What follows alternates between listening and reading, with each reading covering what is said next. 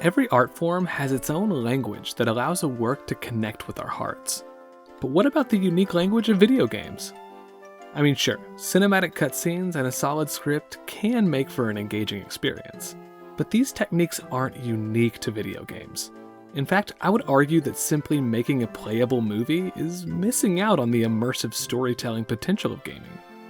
The really special adventures are the ones that view the controller as a vehicle to connect with the heart.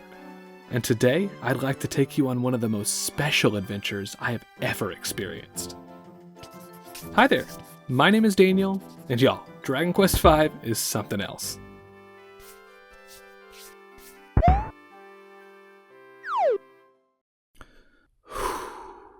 Okay, let's do this. RPGs had come a long way in 6 short years. Dragon Quest might have laid the genre's foundations, but it's definitely not the only kid on the block anymore. Final Fantasy joined the fray only a year later and brought its D&D style class system to the formula. Then came the Saga series, which experimented with non-linear, choice-driven storytelling, while the Mana series brought real-time combat to the table. Mother translated the experience into a modern context, while Fire Emblem layered in real-time strategy elements with its role-playing mechanics. As developers continued to layer in more complex systems to their role-playing adventures, they were also expanding their arsenal of storytelling techniques.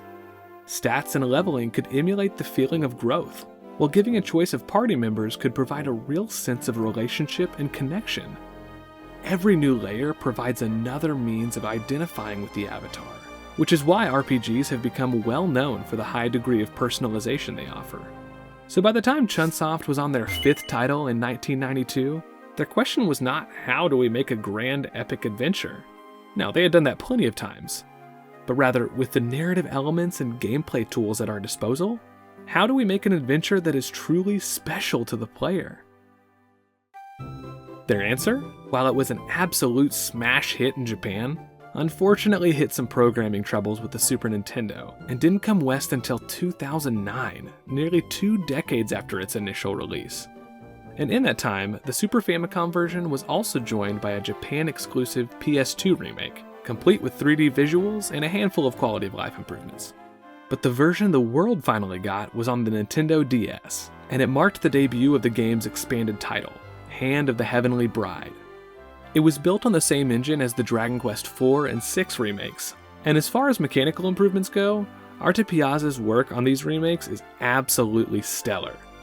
I didn't mention this in my Dragon Quest IV episode, but the art direction does a fantastic job of capturing the classic essence of the games while updating features where it was necessary.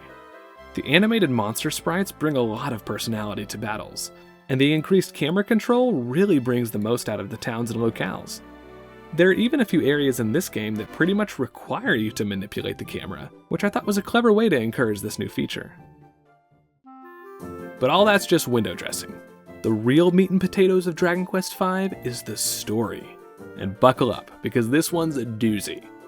No, seriously, I have never experienced a narrative quite like this one, and I honestly struggled a bit with how to present my thoughts on it. What I really want is for you to experience it yourself. But the issue with this episode is that there's really no way to talk about what Dragon Quest V does best without majorly spoiling its story. So here's what we're gonna do. This is your official spoiler warning for the video. And if you plan on playing the game and want to go in blind, feel free to skip to this episode's conclusion where I'll be sharing my spoiler-free thoughts. But if you want to hang out while I process my thoughts, you can rest easy knowing that I've marked the major spoilers with timestamps. There's 3, by the way. And the rest will just be as much information as is necessary to understand what's going on. Sound good? Great, let's jump in.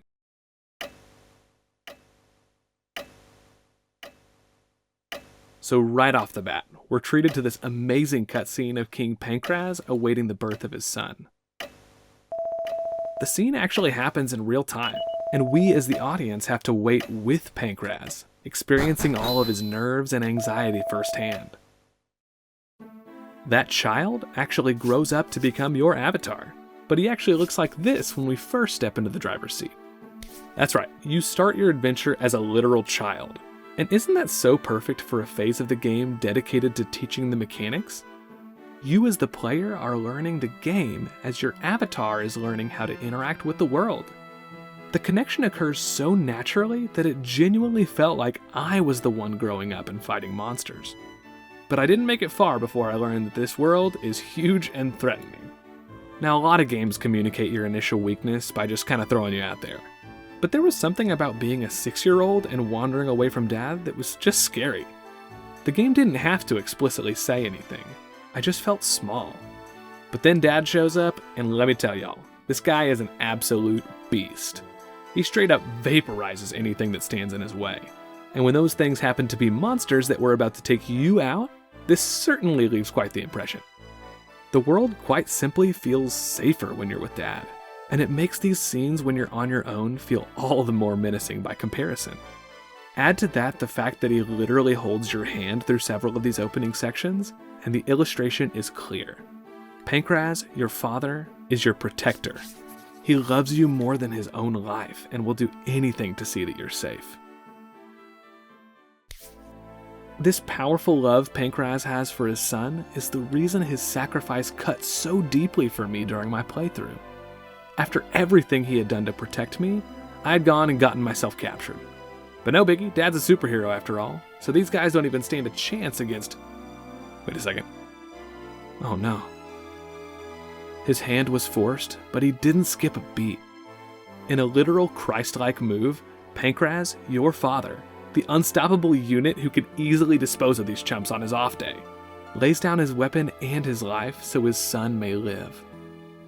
He has so many opportunities to recant, to pick up his weapon and fight, but he doesn't. I was shocked at how incredibly effective this scene was.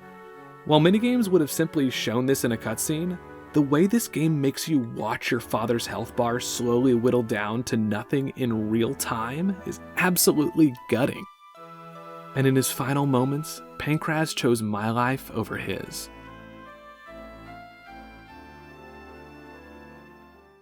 So that's the first act.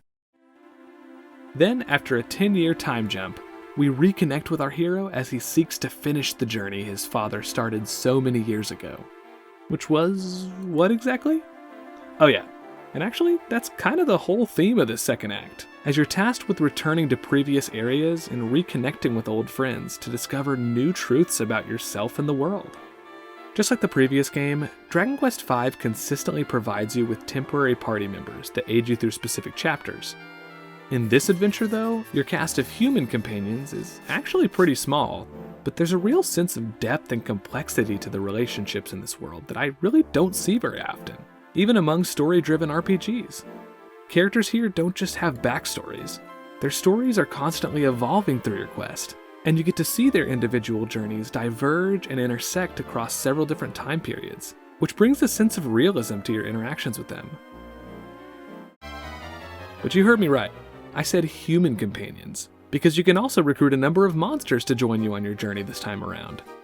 Akira Toriyama's iconic monster designs have been instrumental to the series' identity since day one, and it feels so awesome to finally be joining forces with them.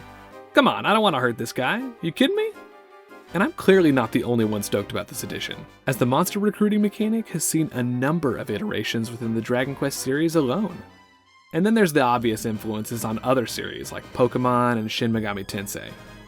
When it comes to this adventure though, the mechanic is actually pretty simple, and primarily functions as a means to fill out your party slots when your path diverges from the other human characters.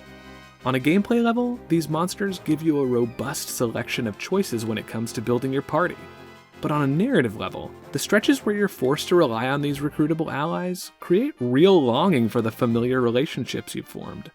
I mean, yeah, teaming up with these iconic monsters is tight, but how does that really compare with fighting alongside your dad, your best friend, and your wife, for crying out loud? Yep, you get married in this game. Now, in and of itself, this isn't the most groundbreaking thing. There are a lot of RPGs out there that feature these kinds of choices, but I honestly haven't seen a whole lot of games that commit this wholeheartedly to the concept. You're not just marrying an NPC as part of a quest. You're recruiting one of 3 unique party members, each with their own set of skills and abilities who have a profound impact on the rest of your journey. There's Bianca, your childhood friend who plays sort of like a red mage from Final Fantasy. And then Nira, the daughter of this dude who has lower defense and relies more heavily on magic as a result. And then there's Deborah, Rodrigo's other daughter who was added in the DS remake. She's mean, and really couldn't be any more different than her sister stat-wise. But marriage isn't just about stats, folks. It's about love. And I wanted to spend my adventure with characters I had grown to really care about. I chose Bianca over the other two, because she felt like the only character I had actually gotten to know even in the slightest. But this is actually where I need to talk about really one of my only major criticisms of the game. Bianca is your childhood friend, so you get to spend quite a bit of time with her in the first act of the game. And you even reconnect with her for a bit before you make your big decision, which is a lot more than can be said for Nira and especially Deborah. I had a similar issue with the way The Witcher 3 handled marriage, because it felt like the game clearly led you towards choosing a specific person. Really the only thing I'm asking for here is proper education on the decision you're making, because it's a big one. So you got married and learned pretty soon that, surprise, you got twins on the way. Then after another 8-year time jump, the game commits even further to blowing your mind and allows you to fight alongside your kids. And thus begins the game's final act, where you take the fight to the lords of the underworld with your wife, kids, and family friends. Oh, and of course there's the monster friends who have joined you along the way too. I mean, if that's not freaking awesome, I don't know what is. Dragon Quest has long since established a gameplay formula of preparing the player for success before opening up the world for exploration. But in this adventure, Chunsoft has used that script as a vehicle to provide a truly special experience. The first act was incredibly limited in its scope as it taught the game's mechanics through the relationship with your father. Then the second act opened things up a bit by giving you access to Zoom and the boat, but it also required more from you as both the choices and the challenge ramped up. And now that we find ourselves at the end of our journey, that expanded structure we've seen in previous games actually leads us full circle, so that now I get to be the one raising and building up my own kids, just like my father did for me in the first act. My understanding of the world has expanded to the point that I'm now able to be the guide for them as they grow. And it all culminates, of course, with a classic Dragon Quest showdown in the underworld. Only this time, it's personal. But of course, we didn't get there without a hitch. Yeah, it's these guys again, the ones who killed your dad. And they've spent the last decade searching for the legendary hero who has the power to defeat them. You know, classic, right? And that search has led them to your wife, who comes from the legendary lineage. And they kidnapped her, so you go searching for her. And they turned both of you to stone, for like 8 years. Oh, and this all happens like right after your kids were born, leaving them to grow up essentially as orphans. And here's the really brutal part. Your petrified self is sold to the highest bidder and ends up in the possession of this family, where you spend the next 8 years as their yard decoration. You have to watch this child grow up while being robbed of the ability to raise your own children.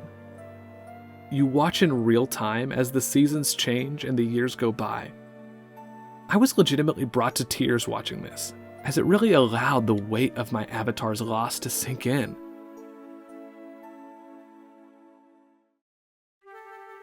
And this is also why your reunion with both your wife and your kids is so rewarding.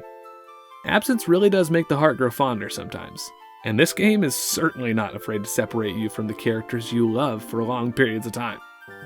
I kinda like that though, because it made me see my relationships with these characters as the delicate, weighty blessings they are.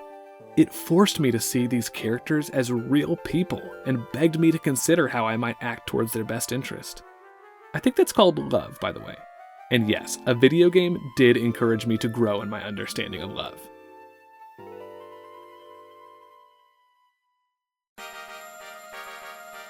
Video games are works of art that have the power to enrich our lives, and I don't know if I've played a single game that illustrates this as beautifully as Dragon Quest V. Sure, I'll always love getting lost in expansive worlds, engaging with creative mechanics, and connecting with complex narratives. But this adventure made me take a look at my own life and say thank you. It pushed me to say a prayer for my own wife and lift up a praise for the wonderful friends and family we have. It encouraged me to celebrate the health I've been given and make the most of each and every day. And I even found myself looking ahead to the day when I have my own children. What are the values and truths I want to pass down to them? What kind of home do I want to help build for my family? The best works of art ask us to look at our own lives, and they help us engage with the beauty in the world around us with gratitude. And that's exactly what Dragon Quest V did for me. Thank you guys so much for watching. Whether you watch the whole thing or skip the spoilers, I'd love to hear your thoughts in the comments below. I cannot recommend this game enough, because it's really more than a game. It's a journey. If you never play another game in this series, play this one. And remember, you are loved, you're valuable, and you are creative. God bless y'all. Have a great day.